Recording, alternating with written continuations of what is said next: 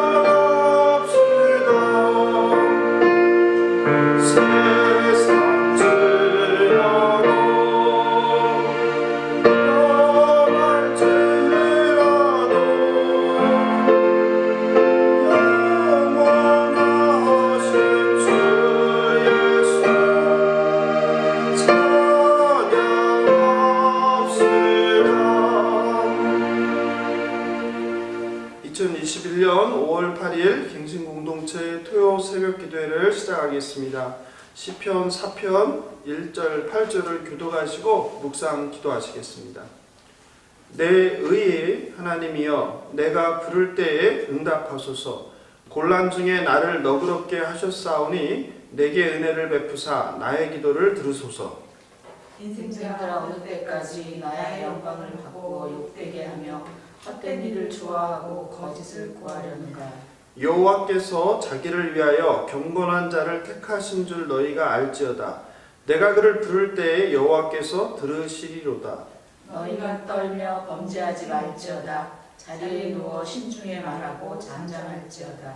의의 제사를 드리고 여호와를 의지할지어다. 여러 사람의 말이 우리에게 선을 보일 자 누구냐 하오니 여호와여 주의 얼굴을 들어 우리에게 비추소서. 주께서 내 마음에 두신 기쁨은 그들의 곡식과 새 포도주가 풍성할 때보다 더하니이다.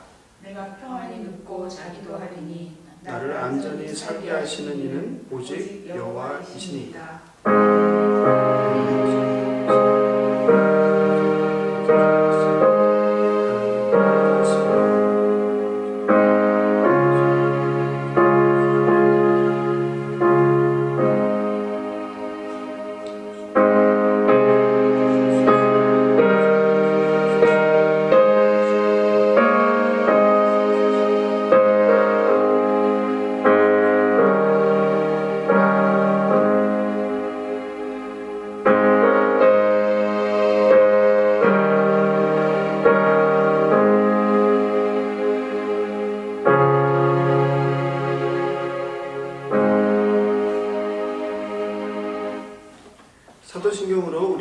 고백하겠습니다.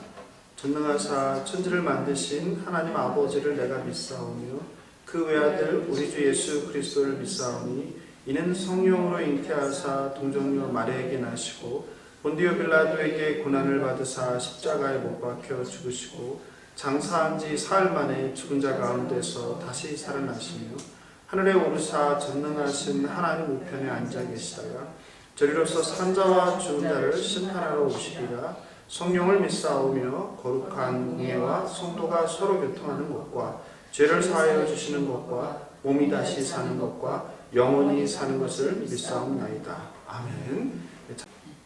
찬송가 483장 너 예수께 조용히 나가 1절, 2절, 4절 함께 부르겠습니다.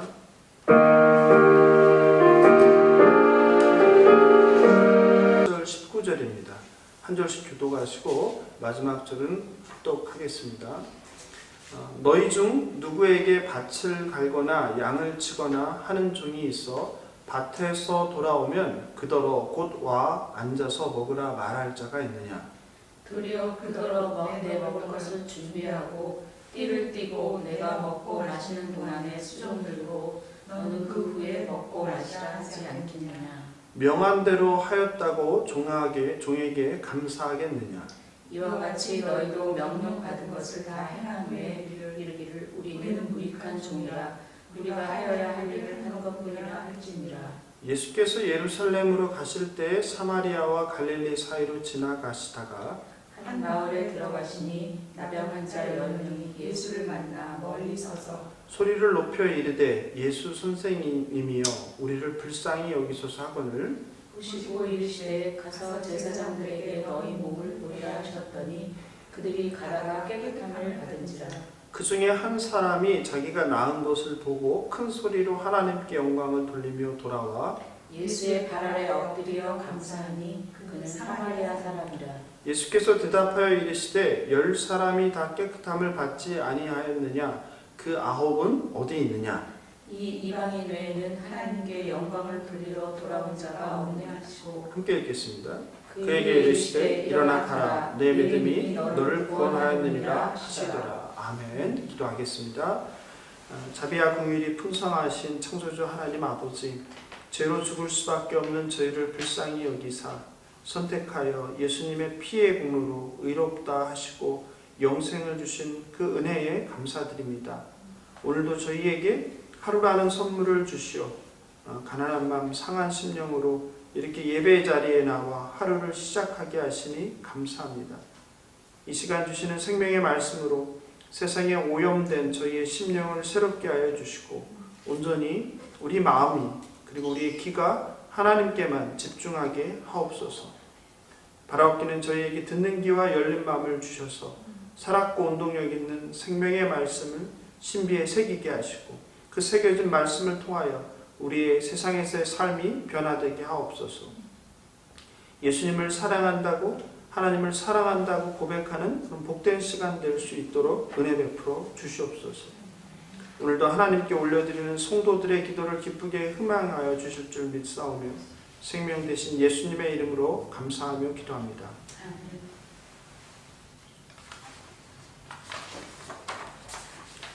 성도 여러분, 한 주간도 평안하셨는지요? 오늘은 누가복음 17장 무익한 종과 한 사마리아인이란 제목으로 하나님 주시는 말씀의 은혜를 나누고자 합니다. 지난해 교회 장로님께서 누가복음 17장 10절에 무익한 종에 대해서 질문하셨습니다. 당신께서 아무리 본문을 읽고 전후 맥락을 살피고 생각해 보았지만 무익한이란 표현이 이해도 안 되고 이상하다라고 하셨습니다. 아무짝에 쓸모없는 무익한 종이 주인에게 무슨 의미가 있겠냐라는 것입니다. 종은 쓸모가 있어야 종이기에 쓸모가 없으면 종으로서 더 이상 의미도 가치도 없다고 하셨습니다. 그러므로 우리는 무익한 종입니다 라는 표현 자체가 어불성설이라고 하시며 무익한이란 번역이 정말 바른 것인지 질문하셨습니다. 일상에서 신앙인들은 무익한 종이라는 표현을 잘 합니다. 어떤 일을 하고 사람의 칭찬을 받을 때 저는 무익한 종일 뿐입니다 라고 겸손하게 대답할 때가 많습니다. 이것은 제가 한 것은 아무것도 없습니다. 다 주께서 하셨습니다. 라는 신앙의 고백이죠. 또 겸손한 표현입니다. 1세기의 종은 노예입니다. 종은 아무런 자유도 권리도 없습니다. 그는 이름도 빼앗긴 채로 동물처럼 시장에서 매매되는 존재였습니다. 종에게는 일의 대가가 없었습니다. 주인의 명령에 따라 순종할 뿐입니다. 그는 자신의 호불호에 따라 자신의 할 일과 하지 말아야 할 일을 선택할 수 없었습니다. 누가복음 17장 7절 9절에서 예수님께서 질문하십니다. 너희 중 누구에게 밭을 갈거나 양을 치거나 하는 종이 있어 밭에서 돌아오면 그더러 곧 와 앉아서 먹으라 말할 자가 있느냐. 도리어 그더러 내 먹을 것을 준비하고 띠를 띠고 내가 먹고 마시는 동안에 수종 들고 너는 그 후에 먹고 마시라 하지 않겠느냐. 명한 대로 하였다고 종에게 감사하겠느냐. 이렇게 질문하시죠. 종은 하루 종일 밭에서 땀을 흘리고 가축을 돌봅니다. 그리고 해가 지면 돌아와 쉬지도 못하고 또 주인에게 먼저 밥을 차려 드려야 합니다. 그리고 주인이 식사를 하는 동안 곁에서 수종을 들어야 합니다. 종은 그 일이 다 끝나고 나서야 이제 좀 쉬고 또 먹고 마실 수 있습니다. 또한 주인은 종이 해야 할 일을 성실하게 했다고 종에게 종아 내가 시킨 일을 이렇게 해주니 참 고맙구나 라고 말하지도 않습니다. 주인이 시키는 일을 하는 것이 종의 임무이며 당연한 일이기 때문이라고 성경은 말하고 있습니다. 여기서 바로 처음에 문제 제기한 무익한으로 번역한 이 헬라어 아크레이오스라는 단어예요. 근데 여기서 아라는 것은 부정접두어이고요. 크레이오스가 유익한이라는 뜻입니다. 그래서 유익한이라는 말에 부정접두어가 붙었으니까 유익하지 않은, 그래서 우리 성경이 아마 무익한으로 번역한 것 같습니다. 영어 성경 킹 제임스 버전으로 보면 unprofitable이라고 번역하고 있어요. 그러니까 profit이 없는 이죠. 그러니까 수익을 내지 못하는, 유익이 되지 않는 이런 뜻입니다. NIV 영어 성경은 unworthy라고 번역하고 있습니다. worthy가 가치가 있으니까 가치가 없는, 무가치한이라는 의미가 되겠죠. 이렇게 주인을 위해 종이 최선을 다해 성실히 섬겼는데 장로님 질문처럼 우리는 무익한 종이라고 대답하는 것은 어떤 면에서 문맥에 맞지 않을 수 있습니다. 그런데 구약 성경을 헬라어로 번역한 70인역이라고 있죠. 거기에 보면 사무엘 하 6장 22절인데요. 이렇게 나옵니다. 내가 이보다 더 낮아져서 스스로 천하게 보일지라도. 근데 여기서 바로 그 낮은, 겸손한, 비천한을 뜻하는 히브리어 샤팔이라고 하는데요. 이 샤팔을 70인역에서는 바로 헬라어 아크레이오스, 오늘 무익한이랑 똑같은 단어로 번역을 했습니다.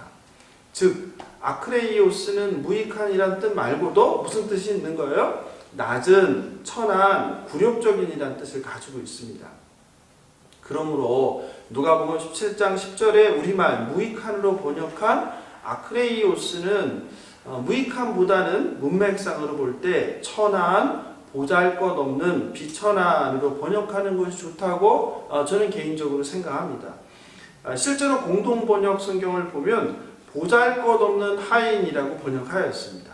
그리고 신학자 예레미야스도 그의 책에서 아크레이오스를 하찮은 불쌍한으로 해석하는 게 좋겠다고 말하고 있습니다. 여러분은 어떻게 생각하시나요? 무익한 종과 보잘것없는 하찮은 종과 어떤 번역이 문맥상으로 더 정확하다고 느껴지시나요? 저는 개인적으로 무익한보다 보잘것없는 종이 더 번역이 문맥에 자연스럽다고 생각합니다. 제가 성경 본문을 개인 사역으로 해보겠습니다. 한번 들어보시기 바랍니다. 주인님, 저는 비천한 종에 불과할 뿐입니다. 저는 제가 마땅히 해야 할 일을 했을 뿐입니다. 그러니 제가 받을 칭찬은 아무것도 없습니다. 그저 저는 주인님께서 저를 써주시는 것만으로 감사할 뿐입니다. 저와 여러분은 본래 제 종노릇하던 사망으로 가던 자들이었습니다. 그런데 예수님께서 십자가 대속으로 비싼 값을 지불하시고 구속하심으로 이제 하나님의 종, 예수님의 종이 되었습니다. 이것은 저와 여러분이 유익해서가 아니라, 그리고 저와 여러분은 구원받을 자격도 없습니다. 우리는 그냥 보잘것없는 존재입니다. 그런데 저와 여러분을 하나님께서 불쌍히 여기시고 자녀 삼아주신 구원의 은총을 무조건적으로 베풀어 주신 것입니다. 그러므로 우리가 하나님께 내세울 그 어떤 공로나 자랑도 있을 수 없습니다. 사탄의 종일 때는 저와 여러분이 인생의 주인이 되어 나의 꿈, 나의 목표, 그리고 나의 성공을 위해서 살았습니다. 하지만 예수님을 믿음으로 예수님이 주인이 되고 저와 여러분은 예수님의 종이 되었습니다. 종은 자신의 삶이 있을 수 없습니다. 그저 주인을 위해 존재할 뿐입니다. 오직 주인이 명하는 일에 순종하며 살아야 합니다. 또 맡겨진 일을 마땅히 하는 것이 마땅하기에 주인에게 어떠한 그 한 일에 대해서 칭찬받을 이유도 근거도 없습니다. 이것이 바로 누가복음 17장 10절에서 말하는 나는 무익한 종입니다 라는 표현의 뜻입니다. 그런데 가끔 교회에서 나의 꿈, 나의 비전을 말합니다. 그리고 성도들에게 당신의 꿈과 당신의 비전을 가지라고 설교 또는 강의를 합니다. 그런 걸 접할 때마다 참 개인적으로 안타깝습니다. 우리는 하나님의 꿈과 하나님의 비전을 말할 수 있습니다. 또 하나님께서 하나님 나라를 위해서 종인 저와 여러분에게 이런 일 저런 일을 하라고 사명과 비전을 주셨다고 말할 수 있을 것입니다. 하지만 주인을 위해 일하는 종이라고 말하면서 나의 꿈, 나의 비전을 말하며 마치 하나님은 나의 꿈과 비전을 이루도록 돕는 분이라고 생각하는 것은 너무 잘못된 생각입니다. 바울도 자신을 그리스도 예수의 종 바울로 소개합니다. 베드로도 예수 그리스도의 종이요 사도인 베드로라고 소개합니다. 야고보도 하나님과 주 예수 그리스도의 종 야고보라고 소개합니다. 로마서 7장 8절에서 바울은 우리가 살아도 주를 위하여 살고 죽어도 주를 위하여 죽나니 그러므로 사나 죽으나 우리가 주의 것이로다 이렇게 말씀하십니다. 저와 여러분은 주님의 종이고 그저 우리는 주님을 위해서 살다가 죽는 존재일 뿐입니다. 인도의 캘커타에서 빈민들을 위한 삶을 살았던 테레사 수녀는 자신을 하나님의 손에 쥐인 몽당 연필이라고 비유하였습니다. 테레사 수녀는 기회가 있을 때마다 사람들에게 이렇게 말하곤 했습니다. 저는 우리 주님이 쥐고 있는 몽당 연필에 지나지 않습니다. 주님께서는 그 연필을 자를 수도 있고 깎을 수도 있습니다. 언제 어디서든 무언가 쓰고 싶으면 쓰고 그리고 싶으면 그리실 것입니다. 멋진 그림을 보거나 감동적인 글을 읽을 때 우리는 미술 도구나 연필을 칭찬하지 않고 그것을 사용해서 작품을 만든 사람에 대해서 감탄하고 칭찬합니다. 어떻습니까? 그렇습니다. 저와 여러분은 바로 그 하나님의 손에 쥐인 몽당 연필입니다. 멋진 그림이 탄생했다고 해서 몽당 연필을 칭찬하는 사람은 세상에 없습니다. 그러니 저와 여러분이 몽당 연필로서 칭찬받을 이유는 없습니다. 오직 찬양과 영광을 받을 이는 그 그림을 그리신 화가입니다. 바로 오직 예수 그리스도 하나님 아버지라는 것을 기억하시기 바랍니다. 가끔 교회에서 섬기다 보면 화가 나고 수치와 모욕을 느낄 때가 있습니다. 대개 이런 경우 좀 한 걸음 물러서서 마음을 감찰해 보면 내가 주인이라고 생각할 때인 경우가 많습니다. 사실 내가 종이라는 것을 명심하면 화날 일도 또 수치와 모욕을 느낄 일도 별로 없습니다. 성도 여러분, 혹시 하나님께 바리새인처럼 제가 이것도 하고 저것도 했습니다 하고 따져 물으신 경우는 없으셨는지요? 그러지 마시기 바랍니다. 나의 섬김과 헌신을 남들이 몰라준다고 섭섭해하거나 또 은근히 알리려고 애쓰지도 마시기 바랍니다. 종은 그저 주인을 위해 시키신 일을 행하는 존재입니다. 그것은 결코 자랑할 일도 칭찬받을 일도 아니고 더더욱 사례를 받을 일은 아닙니다. 성도 여러분 어떻습니까? 나는 비청한 종입니다. 무익한 종입니다. 입술로는 고백하지만 실상 마음속으로는 나는 일에 2번씩 금식하고 또 소득에 11조를 드렸고 불쌍한 사람을 섬겼고 그래도 내가 물론 나도 죄인이지만 저 사람보다는 좀 나아. 내가 좀 더 선해. 내가 좀 더 위로하. 이렇게 상대적인 우위를 내세우고 있지는 않으신지요. 제가 신대원 다닐 때 일입니다. 형편이 너무 어려워 학업을 중단할 위기에 처한 동기가 있었습니다. 그래서 제가 앞장서서 학비 모금 운동을 하게 되었습니다. 물론 대부분의 신대원생들이 가난하니 그나마 도움 줄 형편이 되는 분들에게만 조심스레 십시일반 돕자고 하였습니다. 그 중에 형편이 어려운 그 학생과 가장 친해 보이는 전도사님이 있었습니다. 그래서 그분께 도움을 요청했는데 그분이 뜻밖에도 거절하는 것은 물론이고 그 돕는 일을 제게 하지 말라고 하였습니다. 돕지 않겠다고 해서 놀랬고 돕는 일까지 하지 말라고 해서 놀람을 넘어 충격을 받았습니다. 이유인즉 자꾸 도우면 습관이 되어서 자립성이 안 생긴다는 것이었습니다. 또 본인도 신학교 때 그 전도사를 도와준 적이 있는데 고마워할 줄 모른다는 것이었습니다. 물론 그 이유가 전부는 아니겠지만 돕지 말라는 이유 중에 일부는 도움을 받은 전도사가 고마워하지 않았다고 생각하여 그 전도사의 섭섭한 마음도 있었던 듯합니다. 여러분도 아마 누군가를 돕다가 섬기다가 이런 비슷한 경험들을 한두 번은 했을 것입니다. 누군가를 도왔는데 상대방으로부터 고맙다는 말을 듣지 못했을 때 또는 말은 아니어도 태도나 표정으로라도 그런 느낌을 받지 못할 때 순간 시험이 들게 됩니다. 우리가 주님을 섬기듯 사람과 세상을 섬김은 칭찬을 받기 위함이 결코 아님을 우리는 늘 명심해야 합니다. 저와 여러분이 자격이 있어서 하나님의 자녀가 되는 구원의 은총을 선물 받은 것이 아니듯 말입니다.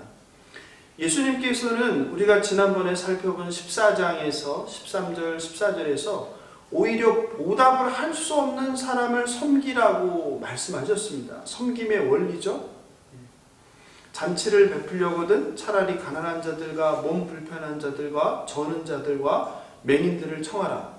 그리하면 그들이 갚을 것이 없으므로 내게 복이 되리니 이는 의인들의 부활 시에 네가 갚음을 받겠음이라 하시더라. 무익한 종의 비유는 하나님 나라의 요구들을 행한 것이 우리가 해야 할 마땅한 의무이기 때문에 하나님께 우리의 권리를 주장할 수 없다는 것을 말하고 있습니다. 종이 열심히 일한다고 해서 특별히 주인에게 은혜를 베풀어 준 것이 아닙니다. 주인을 위하여 일하고 섬기는 것이 종의 마땅한 역할이기 때문에 주인이 특별히 종에게 감사해야 할 이유가 없듯이 하나님과 우리의 관계도 동일합니다. 하나님이 우리를 위해 존재하는 것이 아니라 우리가 하나님을 위해서 존재합니다. 종은 당연한 의무를 행할 뿐입니다. 바꿔 말하면 섬김과 헌신이 구원의 조건이 아니라는 뜻입니다. 믿음의 헌신은 결코 큰 감사와 큰 보상을 기대하지 않습니다. 저와 여러분은 예수님께서 핏값으로 사신 종입니다. 우리가 아무리 선한 일을 하여도 그것은 하나님 앞에 공로가 될 수 없습니다. 저와 여러분이 생을 마치고 하나님 앞에 섰을 때 하나님, 저는 그저 둘로스 아크레이오스입니다. 비천한 종입니다. 보잘것없는 종입니다. 이런 제게 주님과 하나님 나라를 섬길 기회를 주셔서 감사합니다. 저는 세상에서 하나님께서 맡겨주신 일을 이제 다 마쳤습니다. 이렇게 고백할 수 있게 되길, 또 그런 삶을 살게 되길 예수님의 이름으로 축복합니다. 무익한 종의 이야기에 뒤이어서 바로 나병 환자 10명이 치유받은 사건이 등장합니다. 보통은 앞사건과 뒷사건을 분리해서 얘기하는데 오늘은 제가 이 두 가지 이야기를 같이 얘기하고 있어요. 두 가지의 캐치워드라고 하죠. 공통된 주제가 바로 감사라는 것이기 때문입니다. 이 사건은 누가복음에만 등장하는 독특한 사건이에요. 배경은 11절에서 예수께서 예루살렘으로 가실 때 사마리아와 갈릴리 사이로 지나가시다가 라며 예루살렘을 향해 사마리아 부근을 지나가고 있음을 암시하죠. 마을에 들어서자 나병 환자 10명이 불쌍히 여겨달라고 소리칩니다. 나병 환자들은 사람들과 떨어져서 거리를 두어야 한다는 율법의 규정을 잘 알고 있었기에 예수님께 다가오지 못하고 그저 멀리서 소리만 지르고 있습니다. 12, 13절이죠. 한 마을에 들어가시니 나병 환자 10명이 예수를 만나 멀리 서서 소리를 높여 이르되 예수 선생님이여 우리를 불쌍히 여기소서 하거늘. 레위기 13장 46절에서 병 있는 날 동안은 늘 부정한 것이라 그가 부정한즉 혼자 살되 진영 밖에서 살지니라. 나병 환자들은 부정한 자로서 가족과 이웃들과 떨어져 지내야 했습니다. 유대인들은 나병을 하나님께서 어떤 구체적인 죄에 대한 징벌로 가하시는 병으로서 다른 어떤 질병보다도 하나님의 진노의 표시로 생각했습니다. 그런데 예수님은 누가복음 10장에 선한 사마리아인이 강도 만나 쓰러져 거반 죽은 자에게 다가가서 살피고 도왔듯이 예수님도 그들에게 다가갑니다. 14절이죠. 보시고 이르시되 가서 제사장들에게 너희 몸을 보이라 하셨더니 그들이 가다가 깨끗함을 받은지라. 10명의 나병 환자들을 치료하는 예수님의 치료 행위는 그들의 중병과는 대조적으로 너무 간단하여 오히려 이상하게 여겨질 정도입니다. 사실 어떤 치료 행위도 없이 단지 가서 제사장들에게 너희 몸을 보이라고 말씀할 뿐입니다. 그런데 그 말씀에 순종하여 가던 그들이 놀랍게도 깨끗하게 치유함을 받았습니다. 제사장들에게 가는 것은 그들이 더 이상 병에 걸려 있지 않으면 따라서 정상적인 생활로 복귀할 수 있다는 것을 제사장들에게 보여주는 것을 뜻했습니다. 그런데 제사장에게 가다가 치유함을 받은 10명 중에 한 명이 돌아서서 예수님 발 아래 엎드립니다. 16절이죠. 예수의 발 아래 엎드려 감사하니 그는 사마리아 사람이라. 그루트만이란 신학자는 발 아래 엎드리는 행동을 왕에게 바치는 존경의 표시로 여기고 그가 그에게 왕에게 아주 경의를 표한다라고 해석하였습니다. 그런데 나병의 치유를 받은 10명 중 돌아와 감사의 인사를 한 것은 이방인 사마리아인 한 명뿐이었습니다. 17절 18절에서 자세히 그 이야기를 하고 있습니다. 예수께서 대답하여 이르시되 10사람이 다 깨끗함을 받지 아니하였느냐? 그 9은 어디 있느냐? 이 이방인 외에는 하나님께 영광을 돌리러 돌아온 자가 없느냐? 이스라엘 집에 속한 유대인 9명은 돌아와 하나님께 영광을 돌리지 않았습니다. 그런데 정작 하나님께 영광을 돌리고 돌아와 예수님께 절한 것은 그 10명 중에 이방인이었던, 그것도 가장 멸시천대를 받았던 사마리아인 뿐이었습니다. 나병 환자 10명의 치유 이야기는 치유받고 감사함을 표현하지 않는 이스라엘과 유일하게 감사함을 표현하는 이방인인 사마리아 사람을 대조하며 감사함을 표현할 줄 모르는 이스라엘을 경고합니다. 즉 이 이야기는 감사와 배은 망덕을 사마리아인과 유대인을 대조하고 있습니다. 하나님 나라 잔치에 초대받은 손님이 역설이 여기서도 증명되고 있습니다. 당초에 초대받은 손님인 이스라엘은 잔치를 거절합니다. 정작 잔치에 손님으로 초대받은 사람은 결국 가난한 자, 몸이 불편한 자, 이방인이 되었습니다. 우리는 저주받은 불치병 나병을 고침받고도 예수님께 감사하다고 말하지 않은 이스라엘 사람들을 이해할 수 없습니다. 한편 사마리아인이 예수의 발 아래 엎드려 감사하다고 절하는 것은 또 당연하다고 생각합니다. 자신이나 가족 누군가 불치병으로 고통을 받고 있는데 누군가 고쳐주기만 한다면 감사하다는 말과 절뿐만 아니라 아마 많은 돈을 요구한다 해도 형편만 낸다면 달라는 모든 돈을 주어도 아깝지 않을 것입니다. 건강과 생명보다 더 소중한 것은 없기 때문입니다. 그러나 실제로 나병 환자 10명 중에 9명은 제사장을 만나러 가느라 돌아와서 예수님께 감사하다는 인사도 하지 않았습니다. 성도 여러분, 저와 여러분은 어떻습니까? 하나님께서 저와 여러분에게 질병의 치유보다 더 소중한 죽을 목숨을 살리고 영생을 주셨습니다. 그런데 과연 하나님께 그 구원을 주심을 얼마나 감사하며 살아가고 있습니까? 영생이란 최고의 선물을 받고도 여전히 감사보다는 불평과 원망이 더 많습니다. 하나님께 감사와 찬송을 올리기보다는 늘 나의 삶의 필요를 구하기 바쁩니다. 내가 주님을 위해 무엇을 할까를 고민하지는 않습니다. 그냥 오직 주님께 달랄 거에만 사로잡혀 있습니다. 예수면 다다라는 구호는 허공을 가르는 메아리일 뿐 예수님이 전부인 삶은 전혀 살아내지 못합니다. 사실 세상 사람들과 다를 바 없는 성공과 돈이 최고다라는 삶을 아닌 듯하지만 살아갑니다.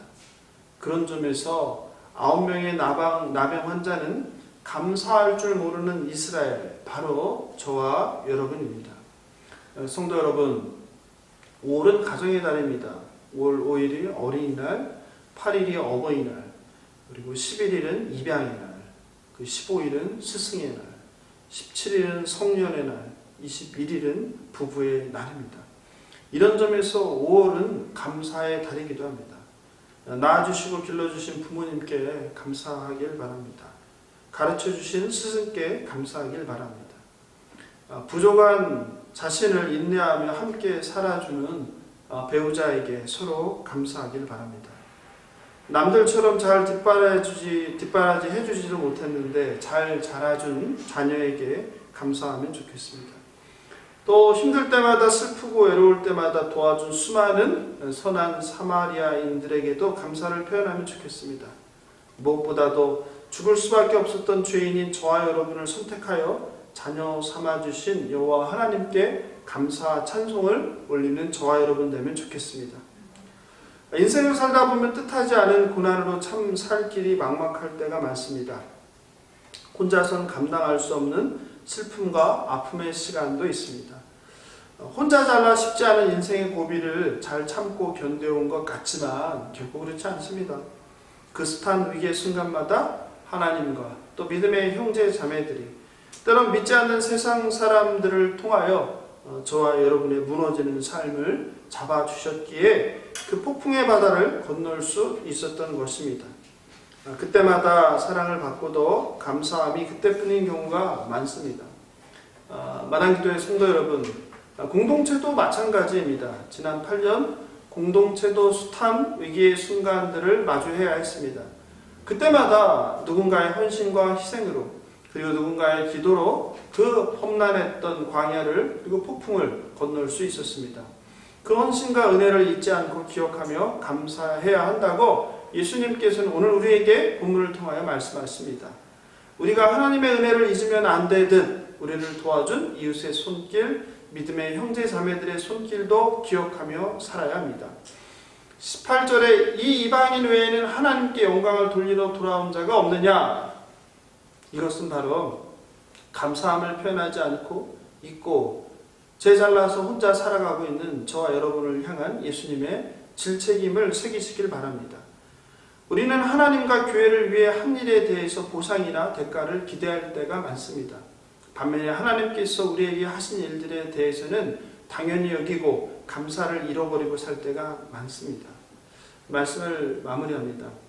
오늘 본문을 통해 하나님의 종으로 섬김의 참된 의미를 배웠습니다.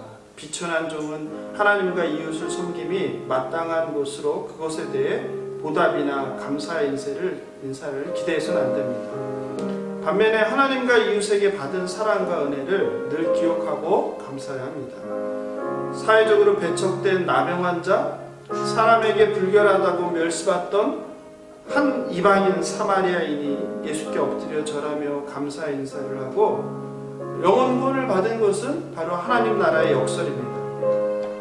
하나님 나라에 초대될 것을 예상되는 사람은 탈락하고 전혀 예상하지 못한 손가락질 받으며 멸시받던 사마리아인 한 사람이 하나님 나라에 초대된다는 사실을 우리는 심각하게 받아들여야 합니다. 특별히 공동체적으로 지난 8년 그 힘든 과정마다 공동체를 헌신적으로 자신의 삶을 던져서 자신의 물질을 통하여 섬겨주신 분들께 감사하면 좋겠습니다. 그분들의 희생과 헌신으로 갱신 공동체가 여기까지 올 수 있었습니다. 장로님, 또 권사님, 집사님, 성도님, 그리고 지금 여기 계신 분들, 또 다른 곳으로 떠나신 분들도 마찬가지입니다. 그리고 우리의 교회 갱신을 위해 싸움을 지지하고 기도해주고 또 주일마다 오셔서 말씀을 전해주신 목사님들, 한국교회뿐만 아니라 전 세계의 많은 성도님들이 우리를 바라보며 기도해 주셨습니다. 그들에게 감사의 인사를 하면 좋겠습니다. 감사의 달 5월 사랑하는 가족, 이웃들에게 특별히 조건 없는 사랑을 베풀어 주신 나의 인생길의 모든 선한 사마리아인들에게 짧은 편지나 전화로 감사의 마음을 전하는 저와 여러분 되길 예수님의 이름으로 축복합니다. 오늘 하루는 하나님께 이것저것 달라는 기도보다 하나님 아버지 사랑합니다, 예수님 사랑합니다, 제가 아버지를 기쁘게 하기 위해 무엇을 해야 합니까? 말씀해 주시옵소서, 순종하겠습니다. 이렇게 고백하는 저와 우리 갱신 공동체 성도 각 사람 되시길 예수님의 이름으로 축복하며 기도합니다. 오늘 말씀 생각하면서 잠시 기도하면 좋겠습니다. 하나님, 저희가 보잘것없는 비천한 종임을 고백합니다. 하나님께서 저희를 세상에 보내신 목적대로 맡기신 일을 잘 감당하게 하옵소서. 하나님께서 자격 없는 죄인을 자녀 삼아 주시고 구원의 은총을 주심을 감사합니다. 구원을 받을 자격도 공로도 전혀 없음을 고백합니다. 하나님 아버지, 저의 주된 것이 하나님의 은혜임을 고백합니다. 하나님 사랑합니다. 예수님 사랑합니다. 기도하겠습니다. 하나님 아버지 감사합니다. 하나님 정말 마지막 그 힘든 시간을 하나님 아버지 보잘것없는 종에 불과합니다. 아버지, 내가 하는 일은 마땅한 것을 구별합니다. 아버지 칭찬을 기대하지 않게 해주시옵소서. 주의 불쌍히 여겨주시옵소서. 아버지, 참 험난했던 시간들마다 그 거점에서 고난하는 사람을 도와주옵소서. 아버지, 그 노력을 기억하게 해주시옵소서. 특별히 갱신공동체 힘들었던 그 8년의 시간, 참 많은 분들의 헌신을 가져올 수 있어서 아버지, 지금 여기 나와 계신 분들, 지금 비록 다른 곳으로 떠나시니 아버지 교회를 사랑하고 하나님을 사랑하면서 삶을 들여서 이 교회를 지키고 아버지 많은 성도들 그들의 땀과 피와 눈물이 있었기에 여기까지 올 수 있었습니다. 아버지, 그것을 기억하는 저희들 되게 하여 주시옵소서. 아버지, 그것에 감사하는 저희들 되게 하여 주시옵소서. 나의 나는 것이 하나님의 은혜임을 고백하는 우리 모두가 될 수 있도록 주님 축복하여 주시옵소서.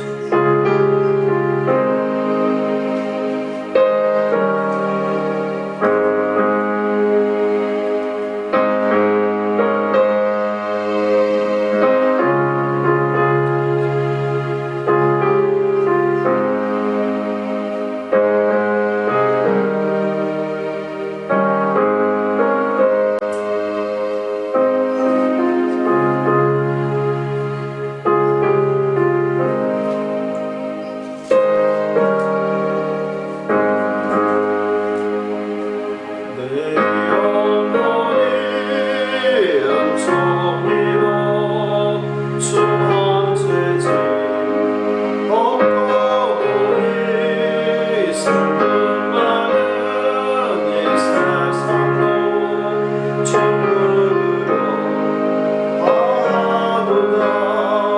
할렐루야 찬양하세. 내 모든 죄 사함받고 주 예수와 동행하리. 그 어디나 하늘나라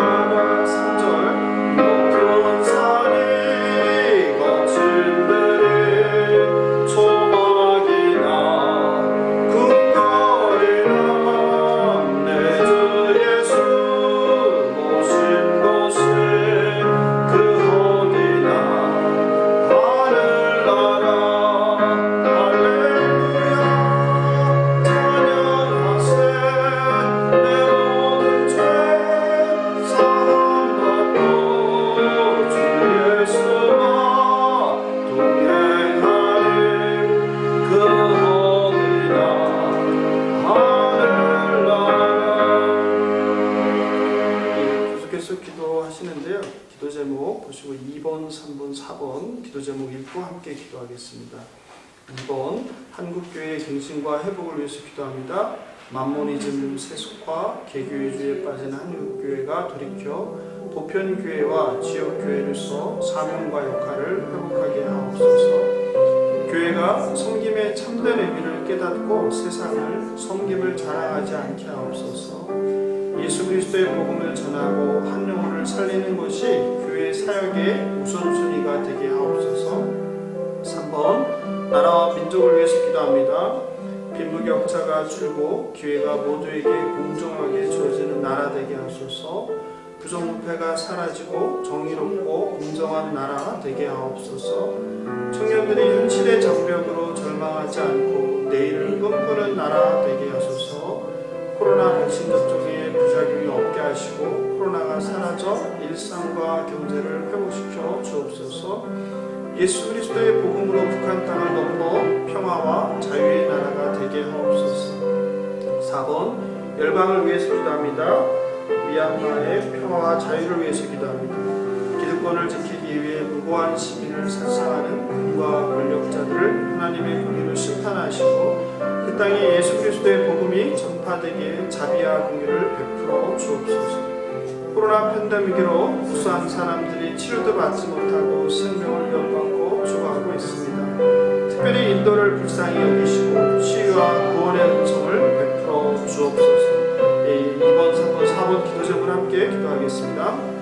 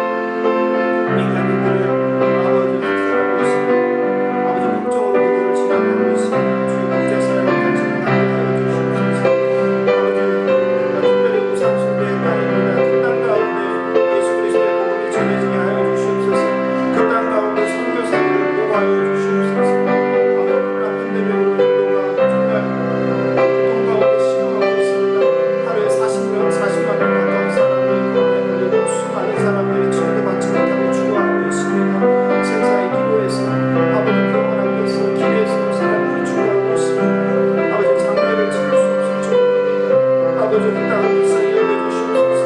우상 숭배의 그 땅을 불쌍히 여겨주시옵소서. 예수 그리스도의 복음이 전해지게 하시고 그 땅 가운데에서 복음을 전하는 선교사들을 사용하셔서 아버지 예수 그리스도의 복음을 전하게 하여 주시옵소서. 아버지 그 백성을 여호와 하나님께 알지 못하는 그 백성이 여호와 하나님께 돌아오게 하여 주시옵소서.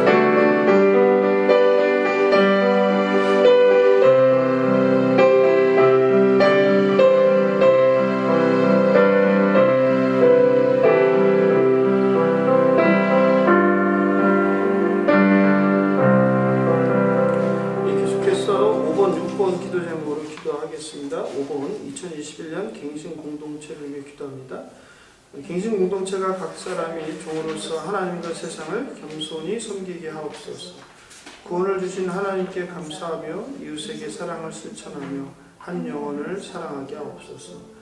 지도자들에게 지혜와 명철을 주셔서 공동체를 겸손으로 섬기며 진리의 길로 이끌게 하옵소서. 찬양팀, 주일학교, 경서부, 예배부, 순장관, 대학교, 청년부 부서마다 성령 충만으로 기쁨과 감사가 넘치게 하옵소서.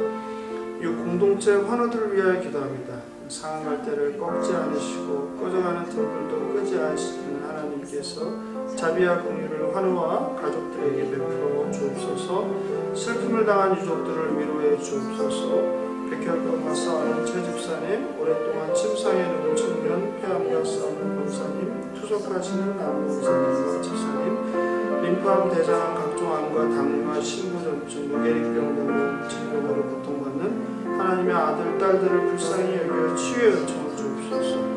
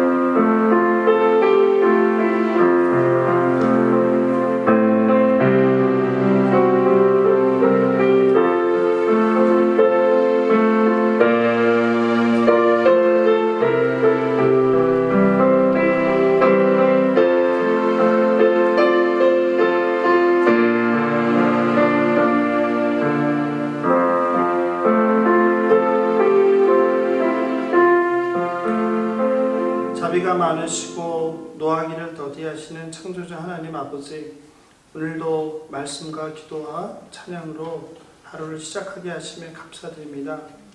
죽음과 종말과 무관한 듯 헛된 세상 일로 낭비하는 삶을 살지 않게 하옵소서. 영원한 주의 나라를 위해 숨기고 다시 오실 예수 그리스도를 대망하며 거룩한 신부로 빚어지는 저희들 되게 하옵소서. 하나님 아버지, 저희들은 참 보잘것없는 종임을 고백합니다. 이런 죄인된 저희들에게 구원의 은총을 주신 그 하나님의 은혜를 잊지 않고 감사하며 살게 하옵소서. 늘 아버지 달라고만 하고 구하기만 바쁘고 아버지를 어떻게 기쁘게 해야 될지를 아버지께 구하지 않을 때가 많음을 고백합니다. 하나님, 오늘은 잠깐일지 모르지만 나의 필요가 아니라 하나님 아버지를 기쁘기 위해서 무엇을 해야 할지를 기도합니다. 하나님 말씀하여 주시옵소서. 하나님 아버지의 몽당 연필로 쓰임받고 싶습니다. 하나님, 오늘 다양한 삶의 고난 가운데 기도 제목을 가지고 간절히 하나님께 무릎 꿇는 성도들이 있습니다. 이 성도들을 불쌍히 여겨주시고 그들의 간절한 기도를 흠양하여 주시옵소서. 특별히 오늘 나병 환자 10명을 고치신 주님이시여, 오늘 이 시간 육신의 질병으로 고통받고 있는, 영적인 질병으로 고통받고 있는 수많은 환우들에게 나병 환자에게 주었던 그 치유의 기적을 베풀어 주시옵소서. 말씀대로 될지어다, 믿음대로 될지어다 하신 그 말씀대로 놀라운 기적이 이 시간 함께 예배드리는 모든 환우들에게 임하게 하여 주시옵소서. 감사하며 승명 되신 예수님의 이름으로 기도합니다. 아멘. 토요 새벽 기도회를 함께 해주신 성도님들께 진심으로 감사드립니다. 새벽 기도회도 시간이 허락되시는 분들은 각자의 처소에서 계속 마음을 모아 기도해 주시면 좋겠습니다. 주님께서 가르쳐 주신 기도로 새벽 기도를 마치겠습니다. 하늘에 계신 우리 아버지여, 이름이 거룩히 여김을 받으시오며 나라가 임하옵시며 뜻이 하늘에서 이룬 것 같이 땅에서도 이루어지이다. 오늘날 우리에게 일용할 양식을 주옵시고 우리가 우리에게 죄 지은 자를 사하여 준 것 같이 우리 죄를 사하여 주옵시고 우리를 시험에 들게 하지 마옵시고 다만 악에서 구하옵소서. 대개 나라와 권세와 영광이 아버지께 영원히 쌓나이다. 아멘.